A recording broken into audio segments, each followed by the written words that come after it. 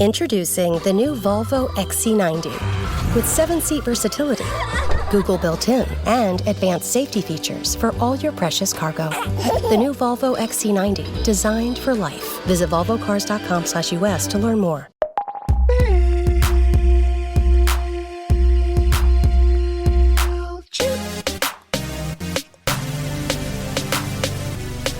When you wanna grow your list size, pop up like it's hot, pop up like it's hot, pop up like it's hot. And when you gotta boost your revenue, pop up like it's hot, hey, pop up like it's hot, pop up like it's hot. Pick your favorite template, you can tailor to your brand. They're MailChimp-erific, you're gonna be a fan. MailChimp your marketing with our new customizable pop-ups.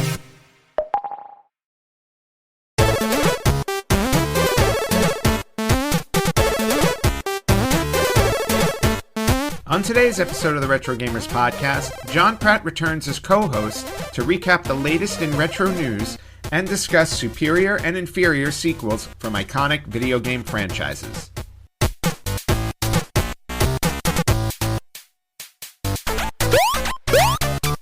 Hello everyone and welcome back to the Retro Gamers Podcast, episode number 414. Anthony here, and joining me this week as co-host, please welcome back John Pratt. John, welcome back to the show. Thanks, man. You're starting to have me on a little bit more frequently. Yeah, you know what? I like this. I like having people on more frequently because I get to check in on, progress and how they're doing. Plus, I love the conversations. Yeah, likewise. Good. So the last time you were on the show, we were talking. Do you remember what we were talking about? It was like episode 405, if I'm not mistaken. Yeah, so we're puzzlers, and I'm sure people were screaming at their devices listening to that. I'm sure they were. Well, I'm sure they were bringing up either puzzlers that we didn't mention or games we called puzzlers that they didn't agree with. But you know what? Yeah, half of my list were games that were borderline. Yeah. Today we have a little bit more of a concrete thing, so it'll be less confusing. Yeah. But you know what? It's fine because there are a lot of games that blur the lines between genres. So I think sometimes it is a matter of perspective. Other times it's a little more black and white. So, and like you said, we'll get into that word topic a little bit later. But before we do that, a couple of things I wanted to talk about with you. The first one is a question now I started asking everybody on the show is, what have you been playing lately in the retro genre? Retro genre, I did or just current gaming. Yeah, I did start to pick up some of the games that I'm going to talk about as part of the topic, just to revisit because I haven't played them in 30 years, but we'll kick that can until 10 or 15 minutes from now. Yep. I did pick up a Switch 2. Very nice. A little hard to find, but I got one. And okay. Lots to say about it. I don't know if you have plans on getting it, but frame rate is much better, much nicer screen. The Joy-Cons are magnetic now. Just feels sturdier. And I'm a sucker, and I bought Breath of the Wild, Tears of the Kingdom again. Of course. And I know you guys had a chat about pricing last episode or the episode before, but things are now pricier. I'm not 100% opposed to it. I mean, adjusted for inflation, it's aligned. Now, were Breath of the Wild and Tears of the Kingdom also $80? One was 80. I think Breath of the Wild was 69.99. But they've sold so many copies that's like greatest hits at this point. Yeah, pretty much. You know how PS1 used to be. They sold 3 million copies, and now it's in the $20 zone. Yep. Mario Kart is also $80, but again, highly recommended. I haven't even had time to pick it up. They added a free roam function to it. Yes, I heard about that. You can just go in and drive around, and my son is happy as a clam with that. Oh, that's awesome. How old is your son? The 5-year-old one. So perfect age to just sit there and drive around and not worry about the racing aspect of it, Yeah, I mean, he's not super competitive. He gets frustrated with the actual races themselves, but in free roam, he can do whatever he wants. And that's all there is to say about it for now. I haven't really picked up anything else other than I did get Aliens Dark Descent. Ooh, very nice. It plays, you know me, I like tactical games. So yep. It's like XCOM plays, it's squad-based combat, but in the Aliens universe. So nice. Very cool game. Very cool. All right, so you've been a little bit busy more with the current gaming situation. Yep. Switch 2 is not it's not on my radar at the moment, but it will be on my radar. Like I'll get it at some point. I'm just not in a rush to get it right now.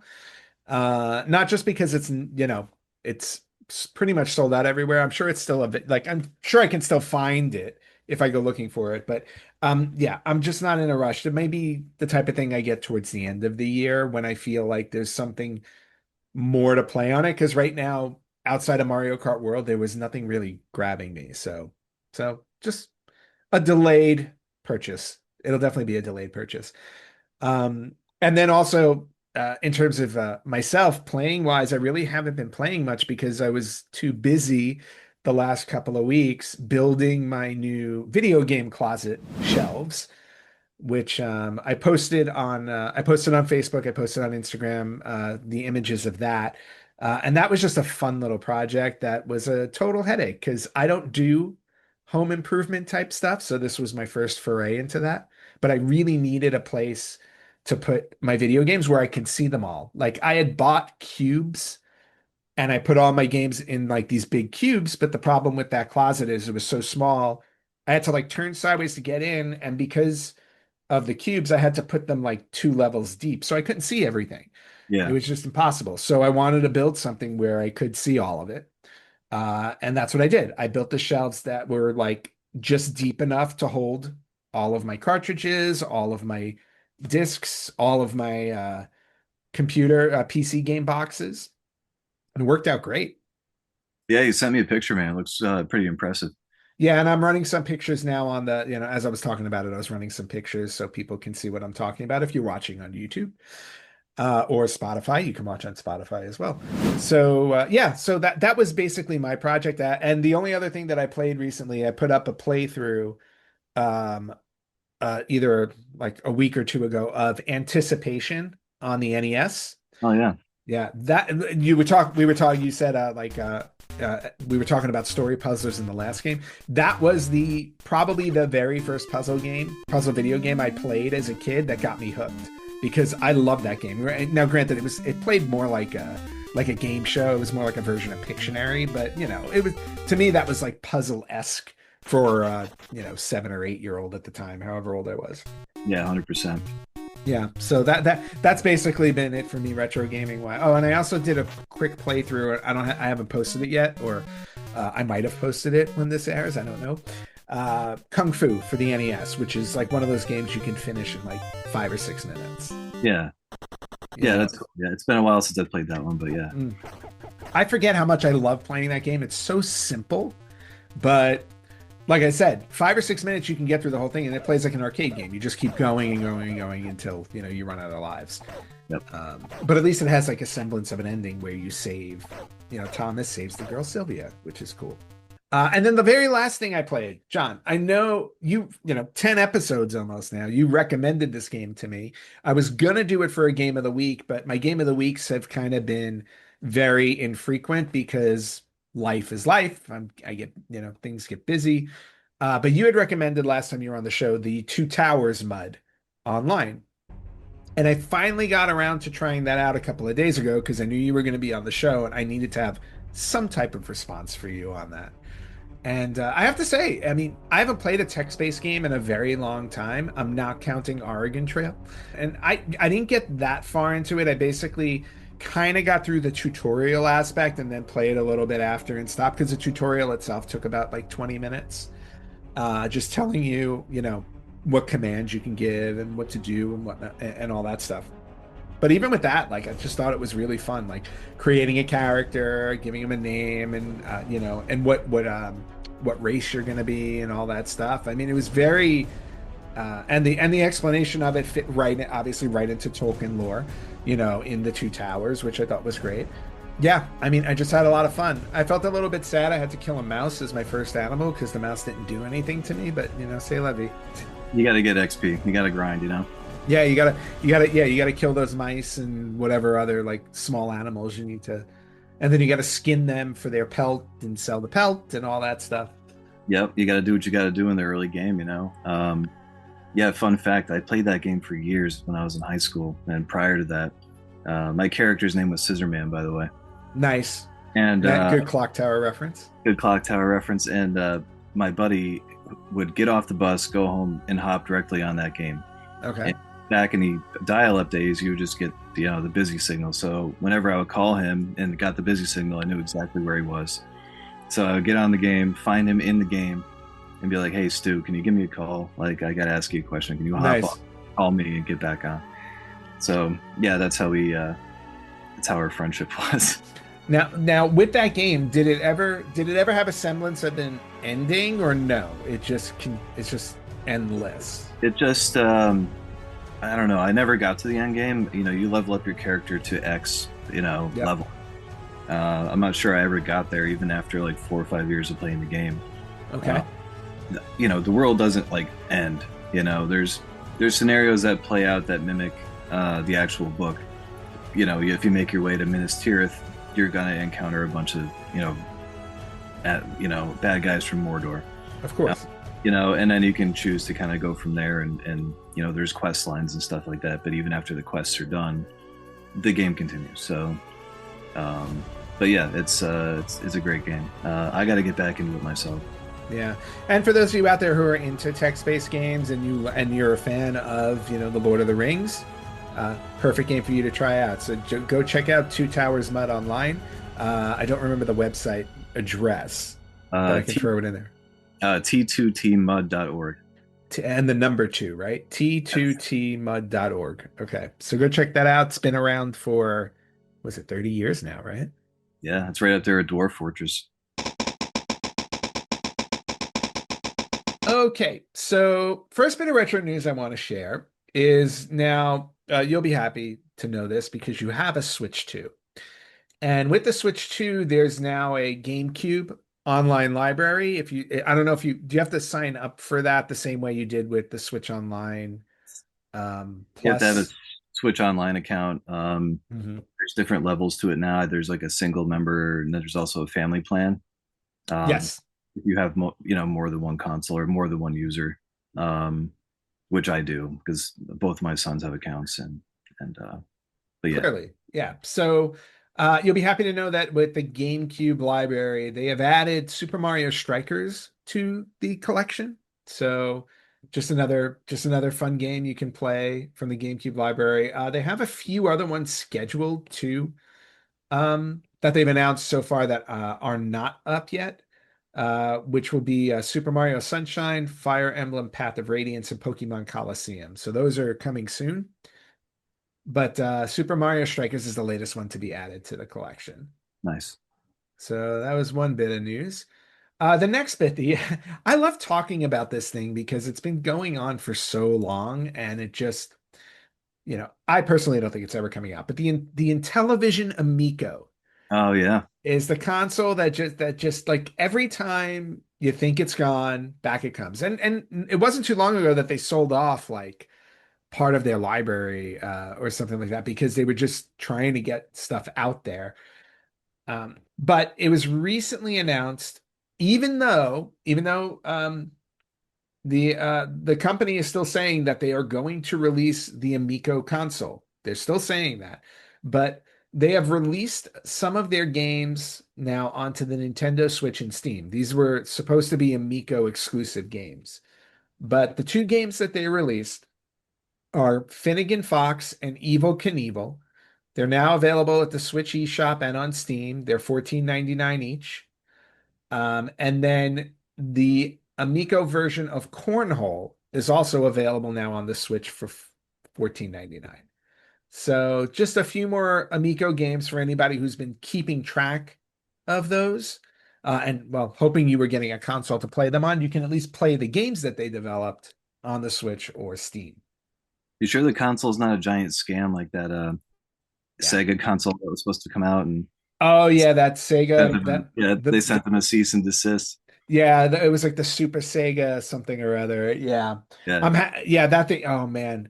When they put out that video of the owner like pulling up in his Lamborghini and trying to show like saying, "Oh, we're going to show off footage," and then they like it was my God, it was screaming scam.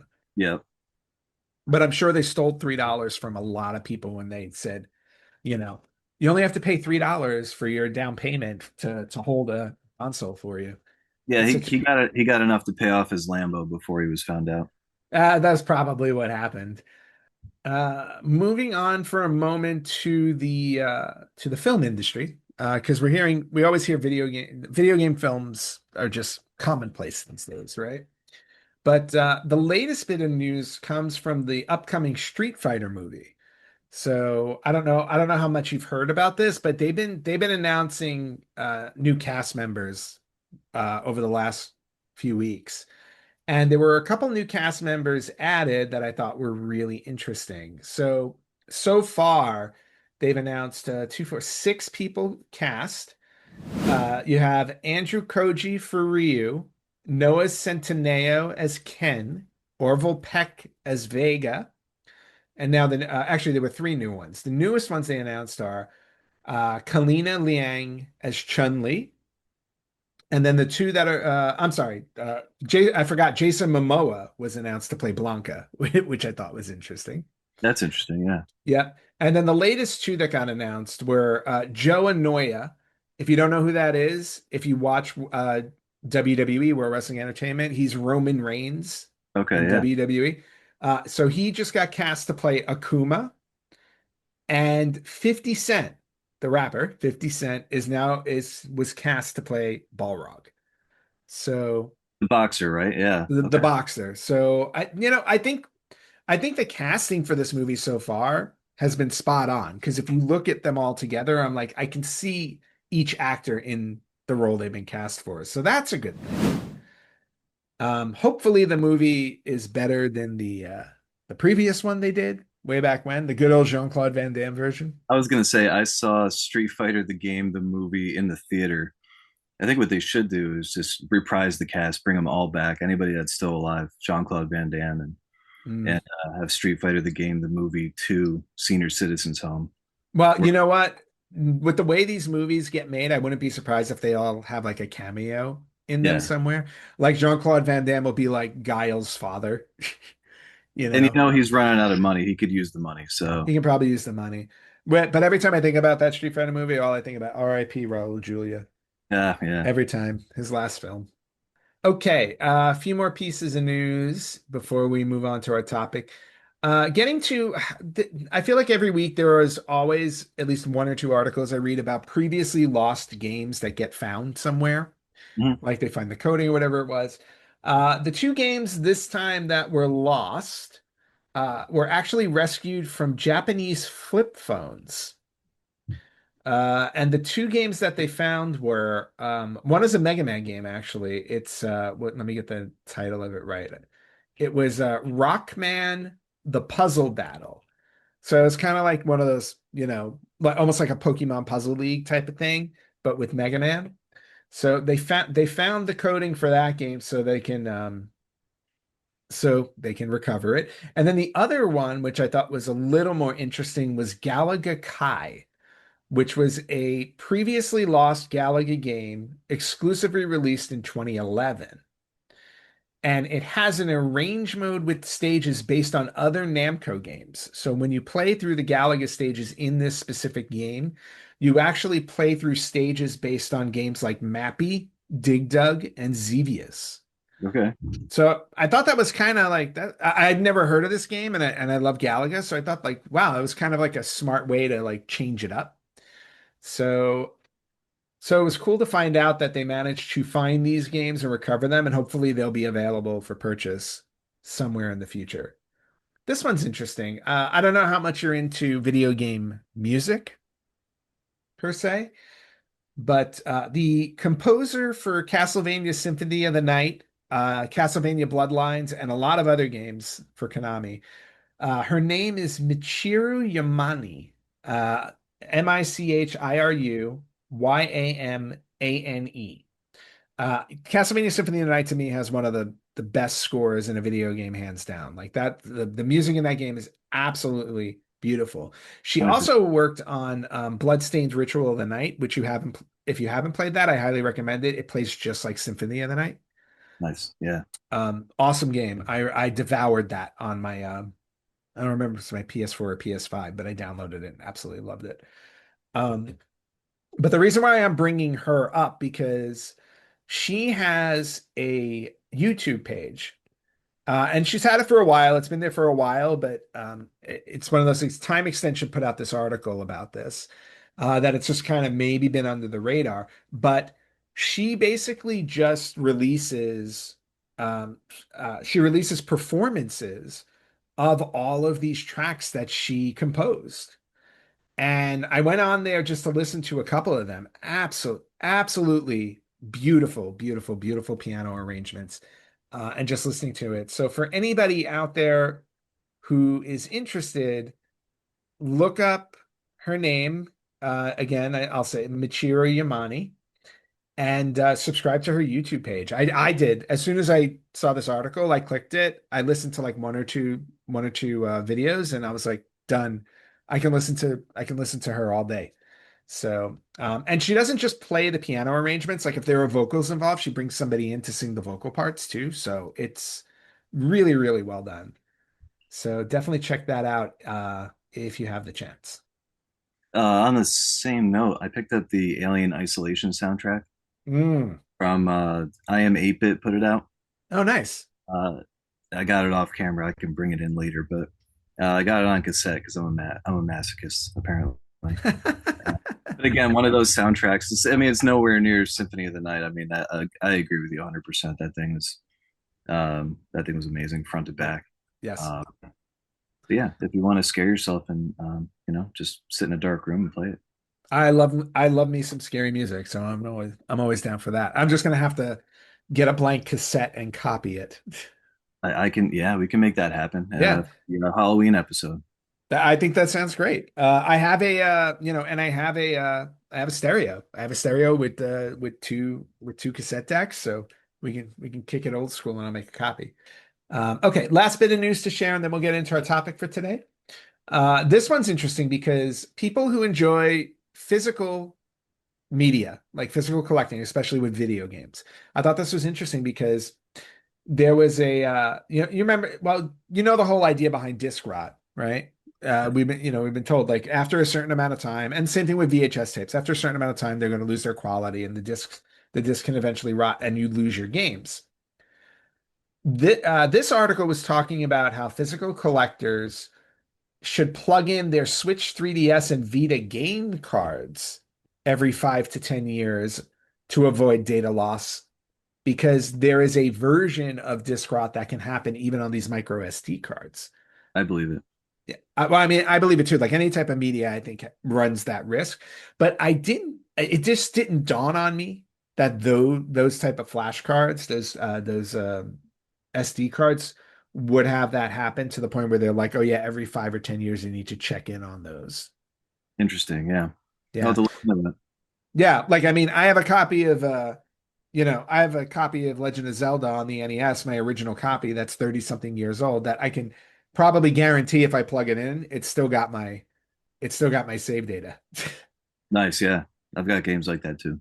Yeah, but it was just interesting to hear that because, like, I don't know anybody who would sit there and just be like every 5 years, ooh, it's time for me to just put all my, got to run all my games really quickly to make sure I don't lose anything. But yeah, well, we're going to get to that point. I mean, we've got things like the Polymega, right, which is great for collectors because all you have to do is stick in the disc, it rips the game and you don't ever have to like touch your physical game again.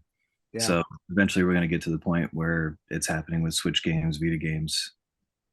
Oh yeah, there's no question about that. I mean, at the end of the day, right? It's video game preservation is all going to wind up being digital at some point, which is sad. Yes, sad, very sad. The Retro Gamers Podcast is brought to you by Old School Gamer Magazine. Sign up for as little as $20 per year for 6 issues that include feature articles, interviews with retro programmers, new and old product reviews, and more. If you look carefully, you'll even see an article or two penned by yours truly. You can head over to oldschoolgamermagazine.com/retrogamerspodcast and sign up so they know where you heard about it. Old School Gamer is dedicated to you, the old school retro gamers. USAA knows dynamic duos can save the day, like superheroes and sidekicks, or auto and home insurance. With USAA, you can bundle your auto and home and save up to 10%. Visit USAA.com/bundle. Bundle savings are off total premium, not available in all states or in all situations. To qualify, auto policy must be active prior to property policy issue, subject to change. Restrictions apply. Membership eligibility and product restrictions apply and are subject to change. USAA means United Services Automobile Association and its affiliates, San Antonio, Texas. From the arcades to your home.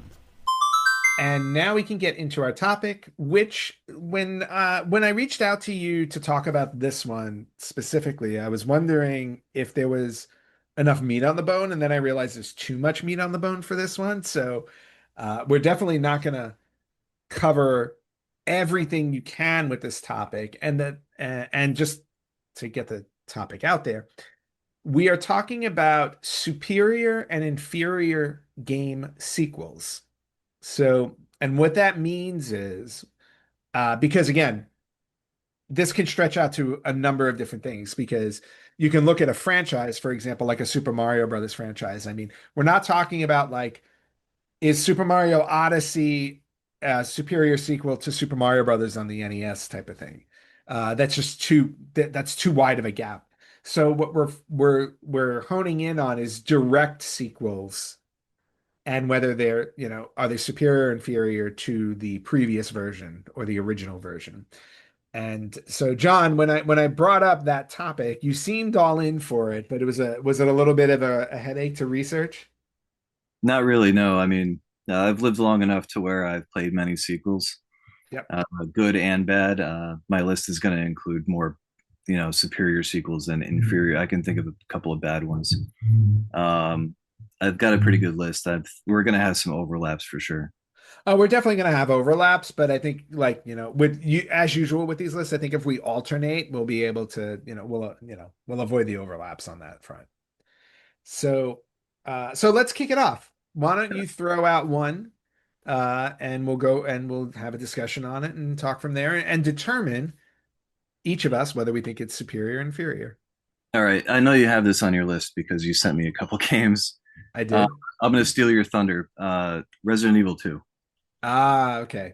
So Resident Evil 2. Resident Evil, the OG, was very good. Frustrated a lot of people, I'm sure. When this dropped, it was just Resident Evil was getting into the public zeitgeist, and this game, did away with some of the frustrations and added a few more. You got Leon and Claire. You've got two scenarios for each, so you could play through the game for, an A and B scenario for each character. Yep. It was the first game, in my opinion, to where the antagonist was a persistent threat. Mm-hmm. Mr. X, I mean, he would just follow you through the police station the entire game. Yep. The puzzles, some of them were more challenging. The one where you have to collect the chess piece plugs to open the lab door still haunts my dreams, and we're talking, almost 30 years later. I remember that. Yeah, because you had to put them in a certain order, and all you have to go on is a memo. Like, let's go here, and the labels are ripped off. You're like, oh man. Just it felt more polished. The police station was a more interesting setting. Yes. You got to see what was happening in the city and kind of in real time. I mean, this is post what happened in Resident Evil. The third game, Resident Evil 3, was also happening at the same time as Resident Evil 2, just with Jill. But yeah, what an amazing game. And 1998, my parents divorced, so like between 97 and 99, I like sequestered myself for like 2 straight years. I didn't talk to anybody. I was just playing this and a couple other games on my list that I'm going to mention, but just right place, right time. Capcom did it right. They knocked it out of the park. Yeah. And it's funny, you bring up something interesting, and it'll probably be a discussion for another podcast, but the timing of when a game comes out sometimes is also very important, like you said. For me with Resident Evil and Resident Evil 2, I will always remember Resident Evil, like, because it was probably the first survival horror game that I played where I actually felt the tension in it. And it really gave me that sense of like, oh gosh, I'm in a horror movie, but I'm dictating where this is going. I mean, even though it was a linear, for all intents and purposes, a linear game, but I was still controlling where it was going, and I did not know what was going to happen next. So add the puzzles in and everything like that. It was such an it was and it again, the first Resident Evil hit me right at the right time too, because I believe it was like I think it was like a senior in high school, so it was just a perfect moment. And as a huge horror movie fan, it was great. And then to your point, like you said, with Resident Evil 2, they took everything that they did right in the first game, kept it, and then fixed all those other pieces that were cumbersome. The way that I just remember the controls, like the way that you controlled the character, Jill or Chris in Resident Evil 1. It was always, I remember having so much trouble just trying to turn them in time to shoot zombies before they got to you and things like that. That was always that to me that was always my gripe with that one, and I feel like they fixed that really well in the second one. Like you said, four different playthroughs you can do, two different characters, two discs. Basically, they took the concept of, you know, take what you have, make it bigger, right? Bigger is better, especially in a video game, right? And having the ability to do that with discs, which was also, obviously a huge bonus on the PlayStation side, you know. Just yeah, all in all, I think, and like you said, it was a better story, it was a bigger threat, it was a constant threat. So they just managed to find a way to continue to up the tension. And then they did the same thing with Nemesis in the third one, when Nemesis was always at your heels. Yeah, But 100%. yeah, but in terms of Resident Evil 2, I would agree with you. I do think it's superior to the first one, even though to me the first one has that iconic status because it started it all for this franchise. I do, yeah, but I do think, yeah, I agree with you. I do think the second one is superior for sure. Yeah, and not to mention, it kickstarted the whole mini game thing. So once Yes. you complete the game, you get costumes and whatnot. Now you can go through, as Claire wearing a skimpy like Western costume, right? Yeah. But then you've got the mercenaries mode where you could play as Hunk, right? Or what do they call it? The Fort Survivor, whatever. Oh, Uh, I forgot his name. Hunk is the SWAT guy they send in, and Hmm. then if you beat that within a certain amount of time, you get to play as Tofu, just Yes. a block of tofu. Uh, Hmm. and all his weapon is a knife, right? So you're basically just running through the entire place trying not to get hit. Yeah, tofu with a knife. Um, but just amazing. I mean, the pre-rendered. We were talking about this last time with Rondo Blood. How it's awesome that you start outside of the castle, you kind of move your way in, and you get to see Yes. what's happening in the world, not just what's happening in the castle. And that's what's happening here. I mean, you start outside the police station, you see the carnage, the cars on fire, zombies everywhere. You're not just Yep. confined to the mansion. No, you're not. So yeah, I feel like that, yeah, they definitely expanded the world and they made it feel bigger than it was previously. Yeah. Yep. So all of that. Yeah, just a great sequel. Absolutely Yeah. great sequel. If, I still haven't played through the remake, even though I own it. so the remake was going to be my game for you to play. Uh, Um, they did an excellent job with this remake. I got it the second it dropped. so did Uh, I. and it's just, I mean, they did it right, man. The graphics are great. There's new puzzles. Awesome. And just it's great all the way around. They remade the third one as well, but Yep. they kind of rushed that, in my opinion. They cut out whole sections of the original game that aren't in the remake at all, and Oh, that's unfortunate. they kind of angered me. I want a Code Veronica remake. That was one of my favorites. Yeah, Code Veronica was good. I mean, again, Resident Evil 2. Let's introduce Leon and Claire, and they're in subsequent games. This Yep. in the OG, you got to see Leon as a rookie cop Yep. before he started drop kicking people in the Spanish. Well, I don't know. Yeah, exactly. But yeah, good. It deserves everything that people have to say about it. Yep. Cool. All right. Going from Resident Evil to something else, and since you kind of brought up something, I'll go to that series, which will be Castlevania. And want to talk about Castlevania and Castlevania 2 Simon's Quest. So I will always have the unpopular opinion on this one. I will. So Castlevania is, you know, for absolutely stunning game. Started a franchise, still going. When was the last one to come out? I mean, they put out a whole bunch of these things.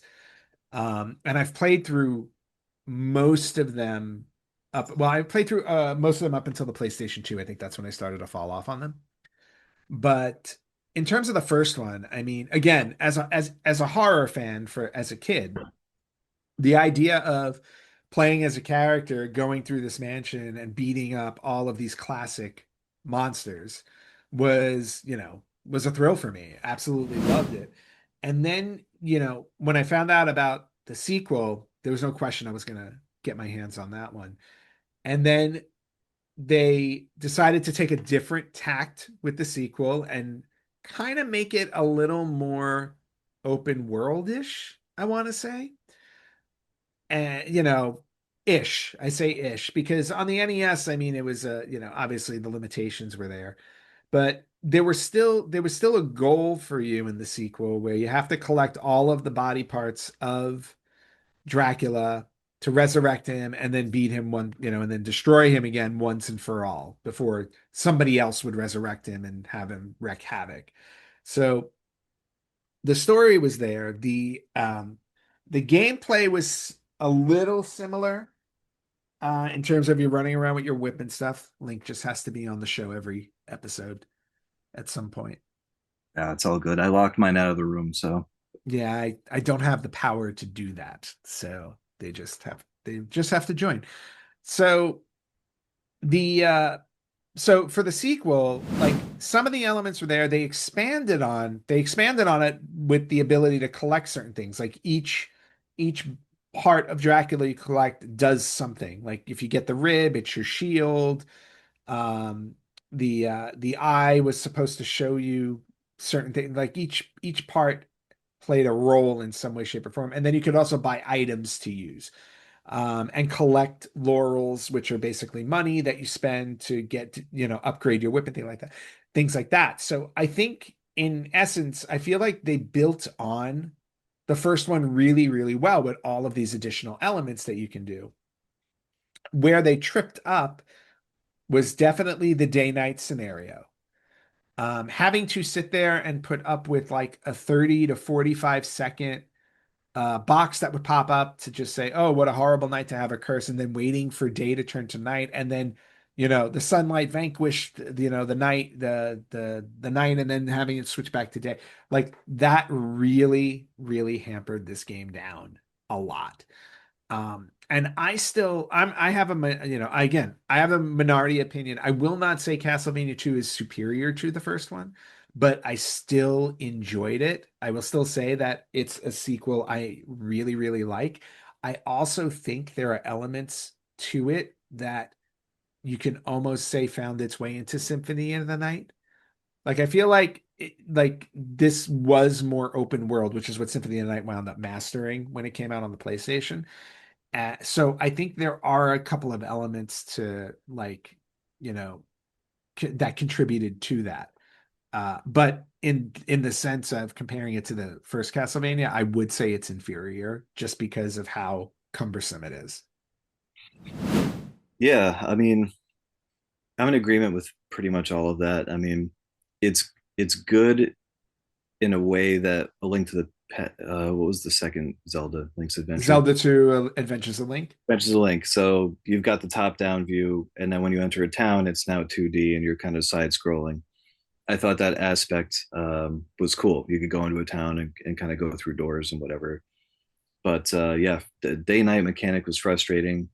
The lack of direction was frustrating. Like, who was the first person to figure out you needed to like kneel in the corner with the gem to You wait need for, to wait for the tornado to come pick you up and move you to a separate set? Like Nintendo Power or the Nintendo Hotline needed to give you that answer. I think yeah. I got that answer from Nintendo Power. Um, yeah, and then the poor translation as well. The congratulation. It's like, okay, Oh yeah. they could have spent some more time polishing that game. Oh, there's no question. I am error. I am error. Yep. I am error, which was so obviously it was supposed to be a translated hint that you needed, and they messed it up in the coding. Definitely a problem, but it didn't have a top-down view. It was all side-scrolling. The whole Was it thing all side scrolling? It was Okay. all side-scrolling.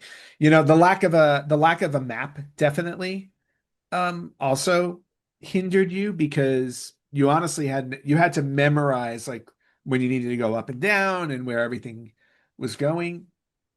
Definitely that part was problematic and frustrating as well. Yeah, now that you mention it, you get to the end of the screen, there was signage telling you where you're going. Yeah, okay. Yeah. Um, Um, Not too long ago, somebody posted online, and I played through it up and I got all the way to the very end, but somebody remastered Castlevania 2 Simon's Quest online, and they did a beautiful job. Absolutely, like the graphics were upgraded. They cleaned it up to the point where it was easier to manage. Like areas that you didn't need to go to until you achieved something were blocked off. So at least you knew it's like, oh, I'm not just walking all of this way to something that I can't do yet. So I thought it was really, really clever. I forget the name of it. I'll try and find it for when I post this so I can put it in the text. I'll put the link up there. But I played all the way through it and I absolutely loved it. It fixed everything about the game except for one thing. There was an item at the end. I needed the final whip in order to beat Dracula. And I got to the end where I dropped down into Dracula's castle to fight him at the end. And I kept getting killed because I didn't have the final whip I needed to beat him, but I couldn't get back up to go back to go get the whip. So I just got stuck. right. Other than that, and unless I'm missing something, unless there was some like secret way to get back up that I haven't figured out yet, other than that, like everything about the game was amazing. So it's out there, it's free to download and play. I highly recommend it. Actually played it on my Steam Deck. I put it on Nice. my Steam Deck and played through it. It was cool. But I guess on your front, you would also agree that Castlevania 2 is inferior to the original. Yeah, I'd say it's inferior. I like the first one too much, and by the time we got to the third one, of that original trilogy, Dracula's Curse was definitely the game. Oh, Dracula's Curse was amazing. It's amazing. Yeah. Absolutely amazing. And you got the introduction of Alucard, who then went on to Symphony of the Night, Yep. which to me is by far the best in the whole franchise. It's amazing. Yeah, absolutely. With a major selection of the looks your kiddos love starting at just $4 in the Walmart app, a new school year means a stylish new them. Who knew? Find skater skirts and Crocs that say, I'm casual but cool. Sparkly sneakers that say, it's my classroom, you're just learning in it. And preppy polos that say, I'm the teacher's pet, even if they're mommy's menace at home.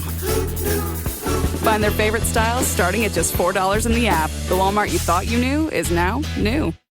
This episode is brought to you by Starbucks. Smooth, bright, deliciously crafted. Introducing Starbucks and Sarah Blend, their smoothest, brightest coffee yet. It's a new kind of light roast, one that's packed with so much flavor, it shines no matter how you brew it. So go ahead and try it hot, iced, black, or with a splash of creamer.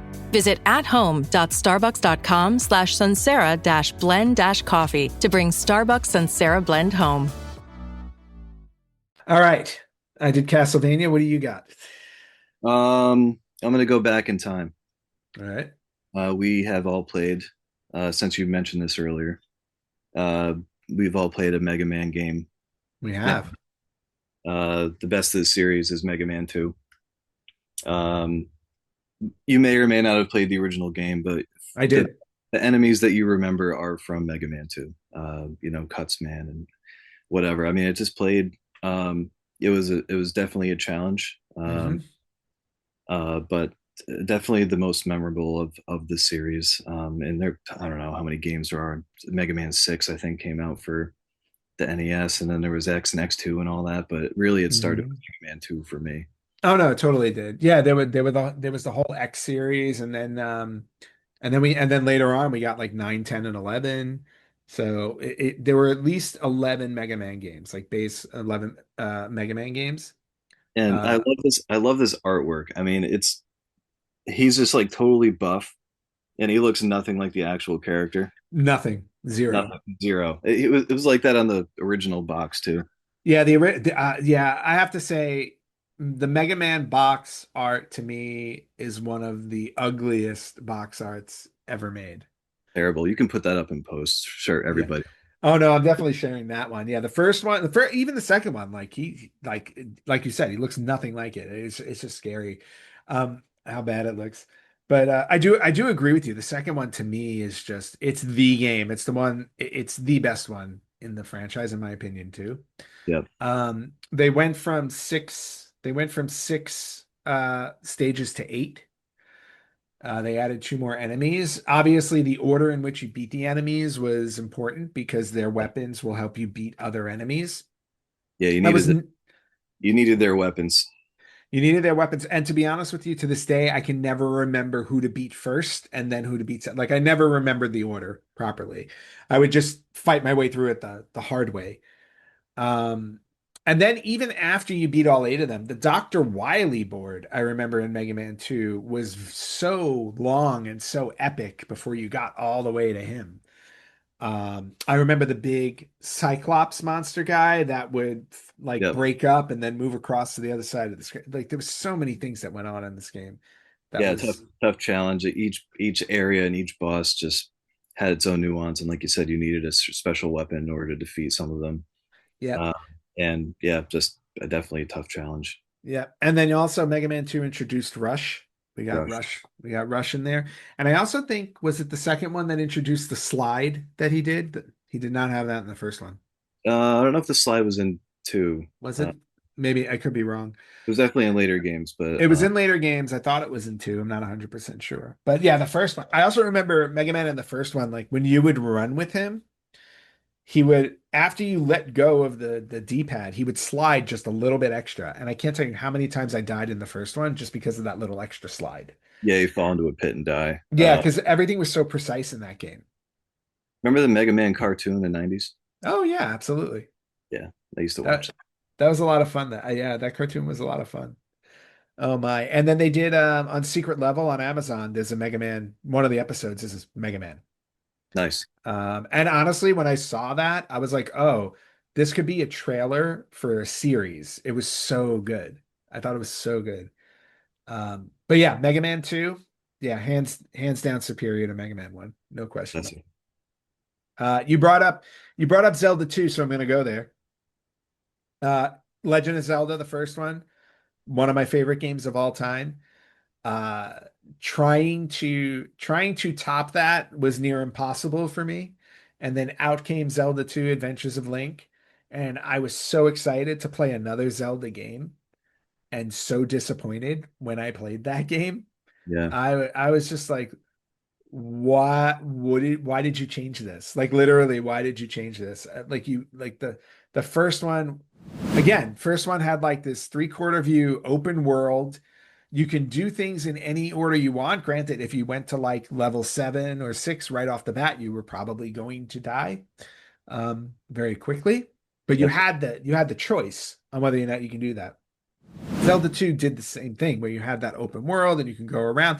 Things got blocked off where you had to complete things before you moved on. But just going and then they added the towns, which was interesting. I liked the aspect of the towns that they added in the second one, so you can get hints. And again, that part of it kind of played very Castlevania 2 like when you went into the towns, side Yep. scrolling through town. But the when you went to the dungeons and the dungeons were side scrollers, I was completely lost. Yeah. Yeah. Not my favorite aspect. Uh, Yeah, it was so hard. It was so hard to figure them out. It really was. No maps, just like go about it, try and yeah, it was a lot of trial and error. It was very frustrating. yeah. Your timing had to be just right on those jumps and, your sword swings. And otherwise you were going to get stopped.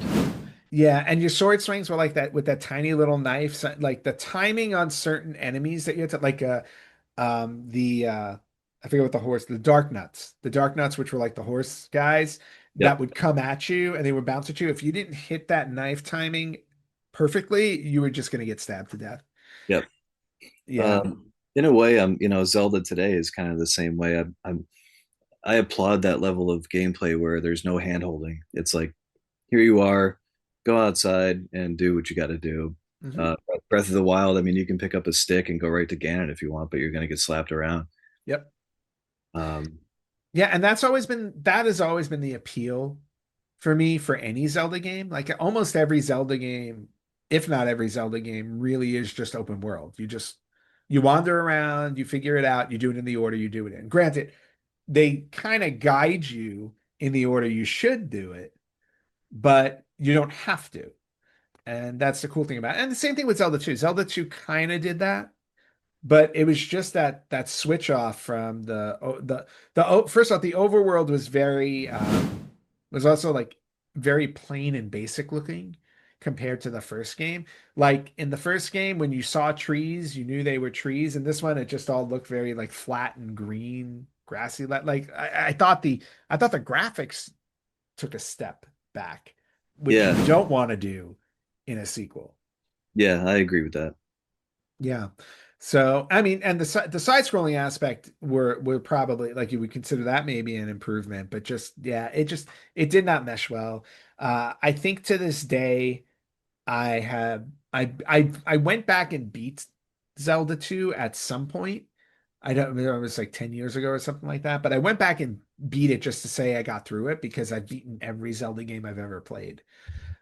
So I went back and beat it, but I did not have a good time. It's a badge of honor. It's like beating Simon's Quest. Like you've done it. You should get a medal. Well, Simon's Quest, I'll play through anytime. Like I love playing through that game. I don't know why. I guess once you know the secrets in the order, it's not that big of a deal. Yeah. But and I have a playthrough of that on our YouTube page, Simon's Quest, not Zelda 2. I don't know if I'll ever go back to Zelda 2 again. So inferior in every way to the Yeah. original. Yeah. Agreed. All right, what do you got next? Um. Okay. I have. This isn't a direct sequel, but I'm gonna go to bat for this game. I know what you're doing. Metal Gear Solid. Okay, it's not a direct sequel. Okay, don't blast me. You're breaking the rules. You're I'm breaking the breaking rules. I don't like it. But here's the deal: the original game came out for the MSX and for the NES. The second game, Metal Gear 2, was actually only on the MSX2. And Yep. we got Snake's Revenge on the NES, which nobody played. Hmm. It wasn't until Kojima got it and transformed it. This was legitimately the next game to come out, and it it needed the PlayStation in order to fully showcase how great the game was. And so, sort of a spiritual successor. The other two games don't even count. I mean, they have a plot and stuff, but it Well, does. we'll allow it. We'll let it slide. That's fine. We make up the rules as we go anyway. Utterly fantastic game. I mean, it came out in that window, like I said, where I was sequestering myself for 2 years. Hmm. The first game I remember being stealthy, right? You show up at a base, it's just you. You're like, you can go in guns blazing if you want, but you're gonna die. Yep. You have to hide. You have to use boxes. I mean, everybody's seen the box meme. Um, the cast of characters. I remember having the strategy guide eventually Hmm. with the full artwork. Whoever did the artwork for that game should be given a huge bonus. But just the cast of characters with Foxhound as the main antagonist group, completely unforgettable. And the epic fight at the end with Liquid Snake, and Hmm. I don't know. I could spoil it, but I'm not going to. Anybody that hasn't played the game, but there's a twist ending. Um, just just a great game. I mean, what else is there to say about it? Unfortunately, I don't know what else there is to say about it because I'll go on the record right now and tell you I've never played it. Well, okay, I've never played Metal Gear Solid. I played through the original Metal Gear and I've beaten it. And I remember how much I enjoyed that game, even though usually games that are kind of like army-esque or like that type of genre doesn't appeal to me. So I don't normally get pulled in that direction, which is why Metal Gear Solid never hit my radar when it came out. Like I remember the commercials for it, and my friend Rich, who's been on the show, yeah, praises Metal Gear Solid to high heaven. So like, so I'm not disputing it's a great game. It's the genre of game that always kept me away from it.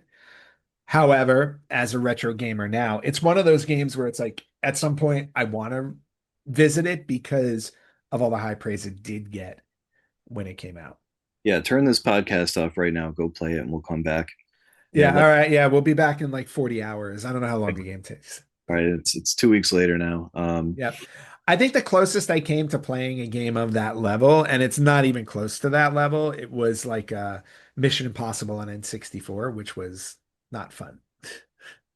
So if you've played the original Metal Gear, Yep. there's a character from that game that makes an appearance in this game. Okay. He starts off as an antagonist, but then ends up helping you.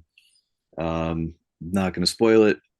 Every one of the bad guys has a backstory and a reason for them being there, and the cutscenes, explain everything as to who they are and why they're there and why they do the things they do. Um, it's just a classic game. Go play it, All right. everybody. So so I take it in your opinion, definitely a superior sequel to the original NES one. Oh my God, yeah. I mean, So much. the original game's classic. The other two games I mentioned are forgettable. Just don't even Mm. bother. You can spend $800 on Metal Gear 2 for the MSX computer if you want to, but it's like playing the first game. Um, it's That's not unfortunate. it's not memorable whatsoever. This game is. Mhm. Now, what do you know if the MSX2 sequel ever got released like in a collection or digitally? I don't believe so. Okay. So the MSX2 version is Japanese. So if you want to buy the Japanese version and throw it in, and if you read and write Japanese, good for you. I don't. Um, Okay. Snake's Revenge, like I said, came out for NES, but five people bought it. So um, It must have this come out towards the later, like towards the end of the NES, it right? must have, because nobody played it. I'm sure by then everybody had a Super Nintendo and was enjoying Mario World. But Yes. but I mean, Kojima hit it out of the park with Metal Gear Solid. Again, right place, right time. Just like it needed the PlayStation. It wouldn't have Yeah. worked on the console. All right. All right. Well, I'll take your word for it, although I kind of already knew Metal Gear Solid was one of the games that I need to go back to for PlayStation. But superior, according to you, I will accept that. Yes. I will accept that that probably is the case across the board for anybody who loves Metal Gear. Hey, it's Paris. You know, I love sparkly things, right? Like stars. Duh. And thanks to Hilton and Auto Camp, I just slept under them. Picture me serving looks by the fire outside my luxurious Airstream, making s'mores with the kids, while a national park is our backdrop. The great outdoors meets Hilton hospitality. That's hot. Explore all the new ways to stay at Hilton.com. Hilton for the stay. This episode is brought to you by Indeed. When your computer breaks, you don't wait for it to magically start working again. You fix the problem. So why wait to hire the people your company desperately needs? Use Indeed's sponsored jobs to hire top talent fast. And even better, you only pay for results. There's no need to wait. Speed up your hiring with a $75 sponsored job credit at Indeed.com/podcast. Terms and conditions apply. All right, I'm gonna jump to one you just brought up really, really briefly, and it's not Super Mario World, but I want to go back to the NES. Can't talk about this without talking about Super Mario. And we're going to talk about the first two, Super Mario Brothers and Super Mario Brothers 2, the US version, not the actual sequel from Japan.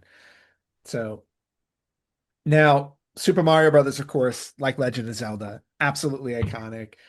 The reason why, probably one of the main reasons why Nintendo became the powerhouse that they did. One of the reasons why the video game crash did not destroy the video game industry. One of the to me, I always look at that as the reason why the video game crash, why video game industry survived was because Nintendo came out with a game like Super Mario Brothers, and trying to follow that up, trying to follow that up with another game that could be equal or greater to it was, in my opinion, a tall order from the get-go. And then in the US, we got Super Mario Brothers 2, which was a reskin of Doki Doki Panic. A lot of people know that now. But it was a completely different adventure. It just really was. Aside from the side-scrolling aspect of the levels, everything about it was different. Bowser is gone. You get 4 playable characters instead of 2. You get Mario, Luigi, Toad, and Princess Peach, who was Princess Toadstool at the time. And the first time you actually get to play as her in a video game.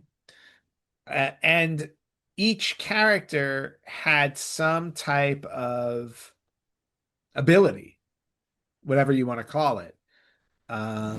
Luigi could jump higher. Toad can move faster. I think and he also Toad can pick up, I think, items out of the ground faster. And Princess Peach could float. She had the Um, umbrella, right? Yeah. yeah, no, it wasn't the umbrella, it was her dress. Oh, the dress. Yeah. She would Right. use her dress to kind of float for a couple of seconds. And then Mario, I guess, I don't know if Mario had anything special. I think he was just the regular character in the game. So, and the world was a lot more, I don't want to say cartoonish, but like the colors were more vibrant than the original one. There was a lot of bright blues, bright pinks, things like that. The enemies were different. Uh I forgot the name of the main enemy in the game, but to me, I'll only Super Mario Brothers 2 is responsible for introducing two new characters that I absolutely love in the Mario zeitgeist, which is Birdo and Shy Guy. Shy Guy is one of my favorite characters of all time in Mario. Absolutely love Shy Guy. But the rest of the game to me, like in general, just played weird. Like picking up turnips out of the ground, which again, I think was because of the Doki Doki Panic game. Like they were reskinning certain elements of the game, but other than that, like it was you still had boxes you can hit, but it was really more about pulling things out of the ground, which was a little different. Finding secret doors, going down into going down you weren't going down into the planter things anymore. They were like weird, they looked like weird vases, whatever, however you say that word. Again, like elements, because this was a game that was already created, they just had to figure out, how do we make this a Mario game for the Americans who can't handle our Super Mario Brothers 2 because it's too difficult. That was literally why it didn't get released, according to Nintendo of Japan. um but aside from all those elements, and a lot of those elements have like, from there they kind of lived on in future Mario games. Like Luigi is always known, like he can jump higher. Princess Peach and the floating thing has always been a thing since this game. Um, I just never felt like it surpassed the original. It felt like a step back just because it was so odd. Um, I don't know. Like, oh, Wart. Wart was the main villain in the game. So just all of it was and it's weird to call it a sequel to Super Mario Brothers because it wasn't really the sequel. But that's what I grew up with as the sequel, and it just I just remember getting it, playing it, and I'm just like, this is not the same. It just doesn't feel right. Yeah, I agree. I didn't like it. Um, Yeah. I think it's a necessary evil. It needed to happen before we got to the masterpiece that was Mario 3. Oh yeah. Oh, no question. Everybody can agree that that game is awesome. But yeah, Amazing. as far as the second one compared to the original, like you said, all the elements combined, the new characters. I mean, it was enough to what's the word I'm looking for? It's enough to alienate people that were used to the Goombas, right, and the Koopa Troopers. And so going Yeah. into the second one, you're like, I don't. This isn't Mario. Yeah, exactly. It's like, why did you leave all those elements behind? But like I said, like again, in the US, we had no idea that there was a Japanese version that did keep all of that stuff. We just did not know. But Um, immediately when you play that game, at least for me, I'm speaking myself. When you pop that game in and you play it for the first time and in a long time, you know immediately that it doesn't feel like Mario. And yeah. it just, you can 5 seconds in, you're like, this isn't Mario. To me, that's not a very good element for a good game. No, absolutely not. Especially if you're trying to create a franchise, you know.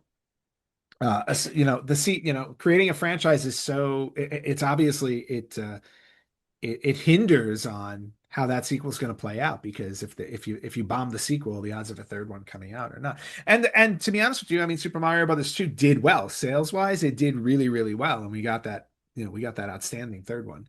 Yes. Um, Thankfully, But yeah, but that too was such a definitely a misstep in the US, no question about it. Yeah, big turd. Yes. All right, and with that, I think we ran the gamut on a good number of games. Again, there are tons out there that you can have this discussion with, which I urge everybody listening and watching to do. It's like if there was a franchise with the sequel that you thought should have been brought up, would love to hear about it. You can just reach out on any of our social media pages, facebook.com/retro gamers podcast, Instagram at retro gamers podcast, Blue Sky at retro gamers podcast, or you can reach out on YouTube and Spotify where you can watch the show and leave a comment also at retro gamers podcast. Or if you just want to talk directly, you can email at theretrogamers.com. John, this has been a really fun discussion. I enjoyed this one with you a lot. Yeah, it's been it's a good time. Like I said, I could chat for another hour. I'm looking off camera at my video game stack, and then Yeah. I could keep going. Well, I was gonna say we can go on forever with this. There's no question about that. But John, where can people find you? Um, Folks can email me at crerecycling.com, or go to my website, crerecycling.com is the website. crerecycling@gmail.com is my email address. Yeah. Um, we're going to be at the Long Island Retro Gaming Expo again this year, as previously mentioned. So come down if you want to see my face for some reason. Uh, I give you some recommendations. And before I leave, bonus video content. Go watch The Road Warrior. Nice. Far superior sequel to Mad Max. I don't care what anyone has to say. All right. Hey, everybody's got their opinion. We're not going to get into movies here because I can go I on know. forever Yeah, about that too. I figured I'd throw that out. It was on my desk. Yeah, that's it. If anybody has a part that they need or just want to talk retro stuff, Yeah. that's where Well, I they was go. going to say at the Long Island Retro Gaming Expo, you're going to have a table and you're going to be selling a bunch of like computers, PC stuff, parts, pieces. Road Warrior will be for sale Road Warrior will be for sale on VHS. on VHS. And if you don't have a VCR, I'm sure there'll be some VCRs there as well for you to buy. There will be Betamax stuff too. Oh, Betamax. Yeah, very nice. But yeah, I will not have a table at the Long Island Retro Gaming Expo this year, but I may pop up anyway on that Saturday just to kind of wander around and see what's going on there. Yeah, stop by if you find yourself at the show. We're in the same spot all the way in the back. All the way in the back. All right, cool. So yeah, for everybody else in the area for Long Island Retro Gaming Expo, it'll be the second weekend in August. So look it up, get a ticket, check it out, go see John, and you may find me wandering the floor somewhere. And with that, we're gonna wrap up this episode. John, one more time, thank you so much for joining me this time. And for everybody else out there, we will catch you next time on the Retro Gamers Podcast.